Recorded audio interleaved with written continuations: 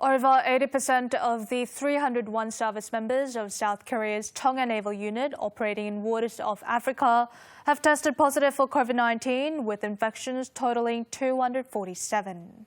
Military aircraft dispatched to bring back the crew will return to Korea late Tuesday. All-out efforts are being exerted to assure their safe return. But there's stern criticism that crucial timing has been lost to prevent the massive spread of the virus. The first suspected case of COVID-19 was reported July 2nd from the CHEONGHAE unit. But only cold medicine was prescribed to the symptomatic patient, and no other measures were taken. The number of crew members displaying symptoms increased to over 40 past July 8th, but a simplified virus test conducted on them all came out negative. This is because the test was an antibody test that's not used for diagnosis. A positive result will show only after antibodies are formed. 감염되고 나서 보통 한 2주 정도 뒤에 생겨요. 2주 뒤면은 바이러스 배출도 거의 끝나고 그때 진단하는 게 의미가 없잖아요. A more accurate antigen test kit was not supplied to the unit, and it begs a question: why weren't the crew members vaccinated beforehand? The military and health authorities say the unit was dispatched in the month of February before vaccinations began in Korea, and sending vaccines overseas was not feasible. 비행기를 통해서 백신을 보내야 되고 또 백신의 그 유통에 대한 문제나 이런 부분들이 어렵다라고 판단이 돼서 백신을 공급하지 못한 걸로.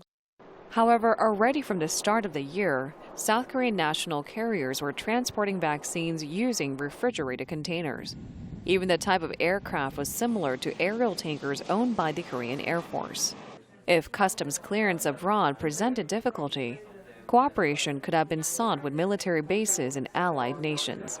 The U.S. Navy, for instance, began inoculations at its 13 overseas bases since late last year, and as of 2 months ago, more than half of all personnel have received COVID shots. The Defense Ministry also argued that on a naval destroyer, it's difficult to handle vaccine side effects. However, the destroyer has not been operating on the waters throughout the whole time of dispatch. In the latest outbreak, crew members have used local hospitals. 배 안에 군의관도 같이 있었고 정박한 상황에서 이제 접종하고 문제 생기는 사람은 뭐 헬기나 이런 걸 이송할 수도 있었기 때문에 일단은 그 부분은 크게 뭐 이유가 될 것 같지는 않습니다. Other South Korean troops overseas, such as the AK unit and Hanbit unit, have received jabs in their local regions in coordination with the United Nations or the stationed countries. Why the same was not done for the CHEONGHAE unit is expected to come under intense scrutiny.